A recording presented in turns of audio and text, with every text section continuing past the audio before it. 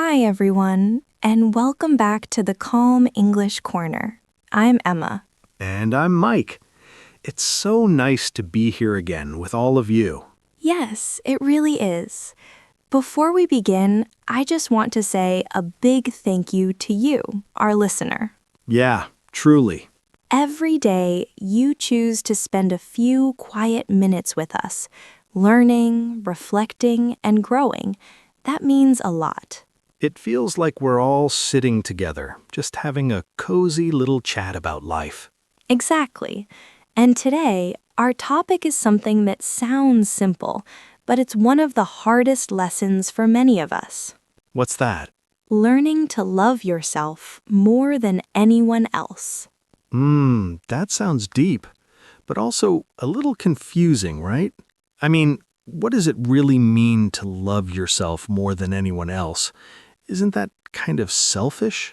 That's such a good question, and I think that's where many people get stuck. When we hear love yourself, we often think it means being proud or putting yourself first all the time. Right. But real self-love, it's not about ego. It's about care, respect, and kindness toward your own heart. So, not about saying, I'm the best, but more like saying, I'm enough. Exactly. Loving yourself means accepting that you're human, imperfect, sometimes messy, sometimes lost, but still worthy of love and peace.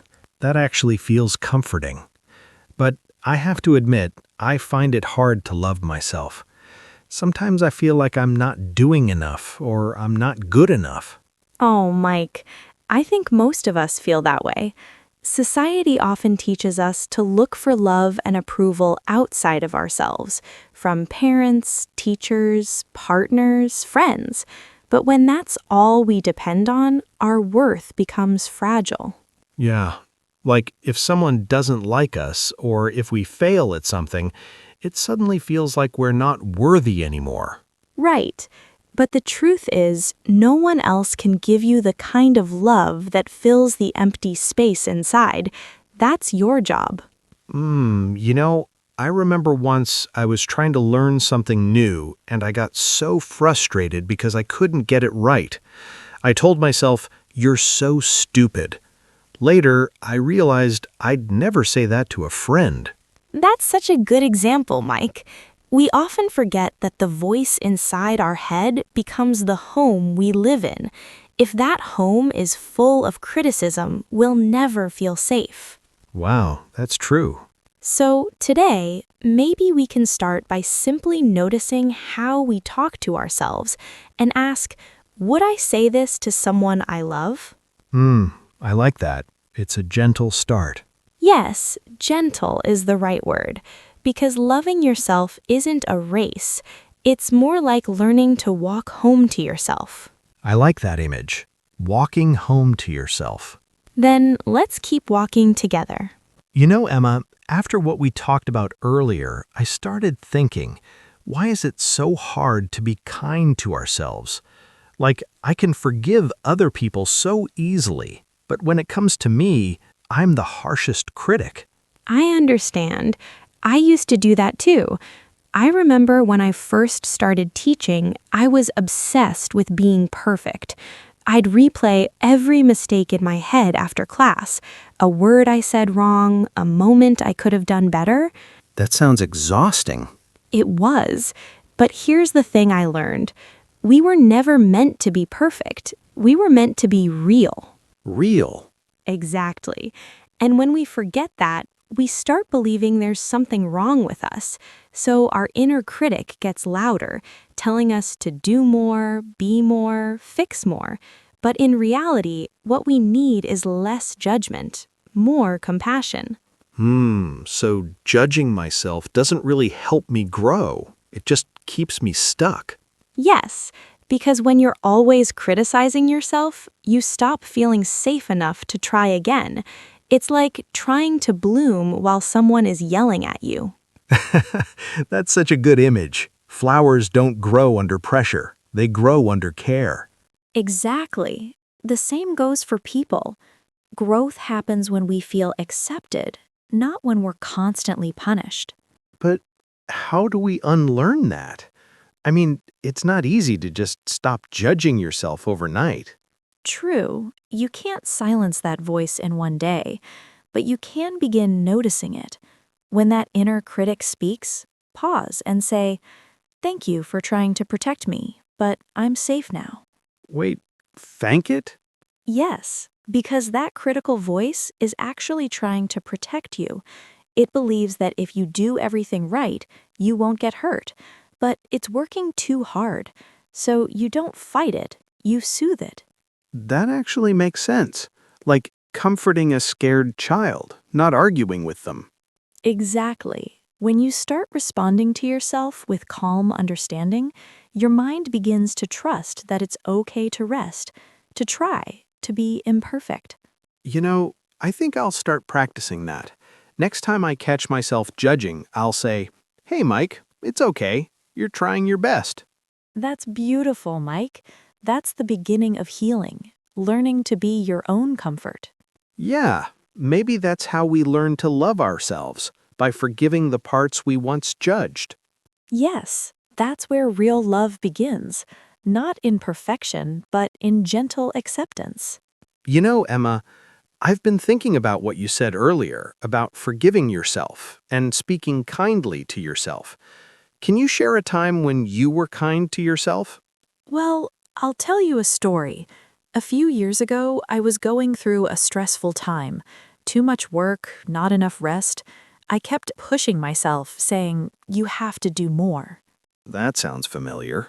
Then one day, I just stopped and made a cup of tea. I sat by the window and said to myself, "You're tired. It's okay to rest." And how did that feel? That tiny act, just listening to myself, made me cry. Wow, that sounds so gentle and so human. It was the first time I treated myself the way I'd treat someone I loved. That's the quiet power of kindness.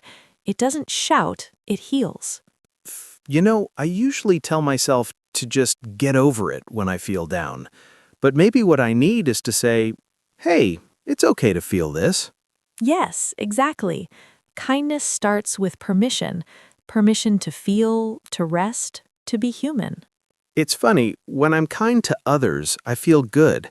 But when I try to be kind to myself, I feel guilty, like I'm being lazy. Many people feel that way, but kindness isn't laziness, it's nourishment. Think of it like watering a plant. If you never water it because you think it should survive on its own, it will wither. So you're saying I've been letting my inner plant die of thirst? Maybe just a little, but the good news is plants and people can come back to life with a bit of care. That's a nice thought. But sometimes I don't even know what kindness looks like. Like, what do I actually do? That's a great question. Kindness doesn't always mean big changes. It's in small choices, going to bed earlier, taking a deep breath before replying to a stressful message, writing something you're grateful for. It can even be saying no when you're too tired. So, it's not about being selfish, it's about being honest with yourself. Exactly. When you start being honest about what you need, you stop abandoning yourself.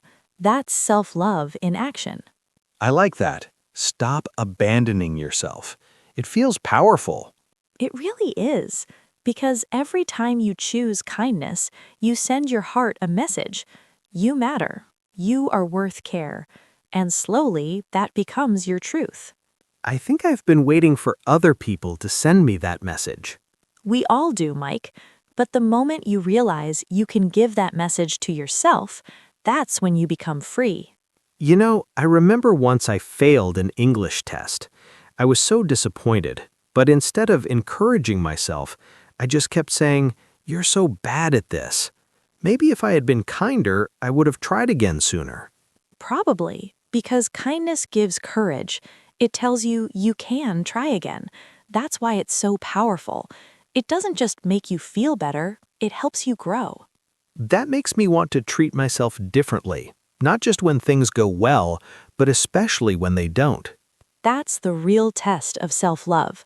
how you treat yourself on your bad days. I think I'll start small. Maybe tonight, instead of scrolling through my phone and feeling behind, I'll just make tea like you did and tell myself, you did enough today. That sounds perfect, because loving yourself isn't about doing more. It's about being gentle enough to rest in your own heart. That's beautiful, Emma. It's simple, but life-changing. Kindness is quiet, but it's the strongest kind of love. You know, Emma, I've been thinking, sometimes I say yes to things, even when I really don't want to, like helping a friend when I'm exhausted, or joining an event I don't enjoy, just because I don't want to disappoint anyone. Oh, Mike, I think many of us do that. We confuse kindness with pleasing everyone, but true kindness, especially to yourself, often means saying no when something doesn't feel right. That's the hard part, though. When I say no, I feel guilty, like I'm being selfish or letting people down. Yes, that guilt is familiar to a lot of people. We're taught that good people always help, always say yes, always put others first. But the truth is, when you never set boundaries, you slowly disappear from your own life. Disappear from your own life. That sounds so true, but also kind of sad. It is sad because boundaries aren't walls, they're doors. They don't push people away, they teach others how to walk in gently. That's a beautiful image. But how do I start setting boundaries without feeling like a bad person? Well, think of it this way. When you say yes to everything, your yes loses its meaning. But when you say it only when you truly want to, it becomes honest, powerful, and full of love. So saying no sometimes actually makes my yes more real. Exactly. When you protect your time and energy, you're not rejecting people, you're simply respecting yourself. I like that idea. But I think my problem is I'm afraid people will think I don't care about them if I say no. I understand, but think about this. If someone only values you when you say yes, then they don't really value you. They value your usefulness, and that's not real connection. Ooh, that hits deep. I know it's a hard truth, but setting boundaries is an act of self-respect. And people who truly love you, they'll understand. They'll even admire your honesty. I remember one time my friend asked me to help him move. I had already worked a long day and just wanted to rest, but I said yes anyway. The next day, I was so tired I snapped at him. It made things worse. Yes, that happens often when we say yes out of guilt. Resentment grows quietly underneath. Then we start feeling tired, frustrated, even distant from people we care about. Yeah, I wish I had just said, I'd love to help, but I need to rest tonight. Maybe tomorrow. That would have been honest and kind. So how do I say no without sounding rude? Granted, boundaries don't have to sound harsh. You can say no with love. You can say, I appreciate you asking, but I can't right now. Or, that sounds great, but I need some quiet time today. Simple, honest, gentle. And people will accept that? Not always, but that's okay, because when you respect your limits, you invite others to do the same, and that creates relationships built on truth, not obligation. So, loving yourself also means protecting your peace, even if others don't understand right away. Yes, you cannot pour from an empty cup. When you care for yourself first, you give others your best, not your leftovers. I love that. Not your leftovers. I'll remember that. Please do. Boundaries aren't barriers, they're bridges that lead to healthy love, both for yourself and for others. You know what? Next time I feel guilty for saying no, I'll remind myself that it's not rejection, It's self-respect. That's a beautiful promise to yourself, Mike. So, Mike, we've talked about kindness, forgiveness, and boundaries. But all of those things lead to one final truth: What's that? learning to become your own safe place. I love that phrase. Your own safe place. But what does that really mean, Emma? It means being someone you can come home to, someone who doesn't run away when life gets hard. It's the feeling of knowing that no matter what happens, you'll treat yourself with care, not punishment. I see. So instead of looking for safety in someone else, a partner, a friend, a teacher, you start building that feeling inside yourself. Exactly. Because if your peace depends on other people, it will always be fragile. But when it comes from within, no one can take it away. That sounds like the kind of strength I want. Quiet, steady, gentle. Yes, gentle strength. You know, there was a time when I used to search for people who could make me feel enough. But no matter how kind or loving they were, that feeling never lasted. What changed? One day, I realized it wasn't their job, it was mine. Wow, that's powerful. So I started spending time alone, not in loneliness, but in connection with myself. I'd take a walk, journal my feelings, listen to music that comforted me. Slowly, I learned that peace isn't given, it's grown. That reminds me of something. When I feel anxious, I usually try to distract myself, call someone, scroll on my phone. But recently, I tried something different. I just sat quietly, placed my hand on my chest and said, "It's okay, you're safe." It felt strange at first, but also calming. That's exactly it, Mike. You were being your own safe place. You were giving yourself what you needed: comfort, presence, reassurance. It's interesting. I always thought loving yourself meant confidence or success, but now it feels more like being gentle with your heart. You're absolutely right. Self-love isn't loud, it's quiet, like a whisper that says, "I'm here for you, even when you fail, even when you're lost, even when no one else understands." That kind of love feels peaceful, not proud, not dramatic, just steady. That's the love that lasts. When you become your own safe place, you stop chasing love that hurts. You stop begging for validation. You start building a home inside you, one that no storm can destroy. A home inside you. I love that image.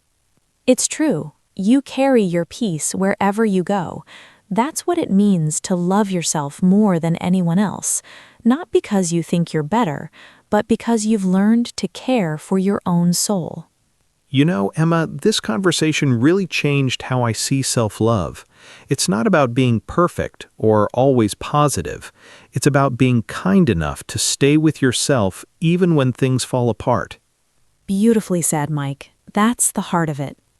As we close today's episode, I want to invite you, our listener, to take a quiet moment for yourself. Yeah, Maybe place your hand on your heart, take a deep breath, and whisper softly, "I'm here. I'm enough. I'm safe with myself." yeah. Try to remember that even on hard days, you can be your own comfort. You don't have to wait for someone else to make you feel loved. You already have that power inside you. Exactly. And every small act of care, resting, forgiving, saying no, or simply breathing, is a way of saying, "I love you," to yourself. I think I'll end my night with that. A quiet, "I love you," to myself. Smiling. That's perfect, Mike. And to everyone listening, thank you for sharing this moment with us. We hope you remember you are never too much, never too little, and always deserving of your own love. Take care, everyone. Until next time, stay cozy, stay kind, and stay close to your heart. Bye-bye, warm tone. Bye-bye, smiling.